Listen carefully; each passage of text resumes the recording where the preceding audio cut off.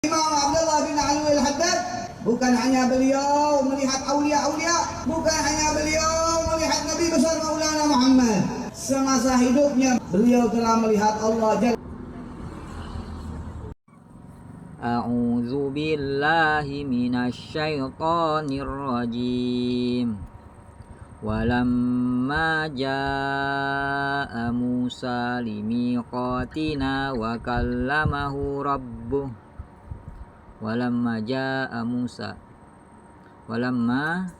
Musa dan tatkala Musa datang limiqatina pada waktu yang ditentukan, wa kallamahu rabbuh dan Allah berfirman kepadanya, qala rabbi arini anzur ilaik.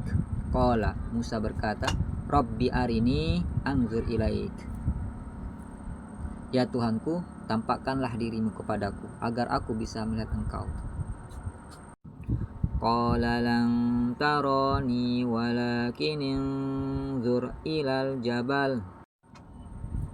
Qala, Allah berfirman, lan tarani walakin anzur ilal jabal, engkau tidak akan sanggup melihatku, tapi lihatlah ke gunung itu. Fa inistaqarra makanahu fasawfa tarani. Fa inistaqarra makanahu fasawfa tarani.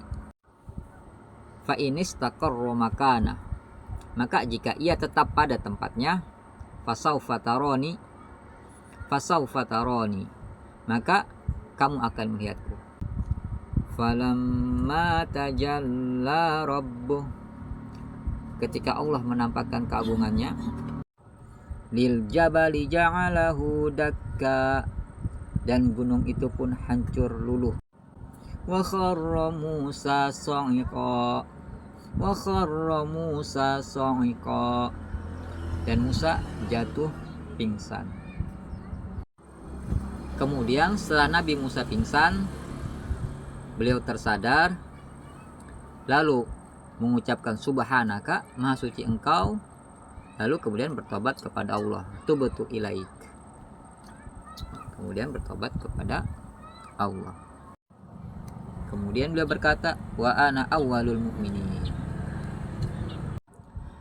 Dan pada peristiwa Isra dan Mi'raj, baginda Nabi besar kita Muhammad sallallahu alaihi wasallam yang bertemu langsung dengan Allah dan berdialog langsung dengan Allah, terdapat beberapa perbedaan pendapat apakah Nabi melihat langsung Allah, dan mayoritas para sahabat berpendapat bahwa Nabi hanya melihat Allah dengan menggunakan mata hati, sesuai dengan ayat Al-Quran bahwa penglihatan manusia tidak dapat menjangkau Allah. Dan perlu kita ketahui bahwa Nabi juga manusia, jadi berlakulah hukum tersebut bahwa penglihatan manusia tidak dapat menjangkau Allah. Allahu a'lam bishawab.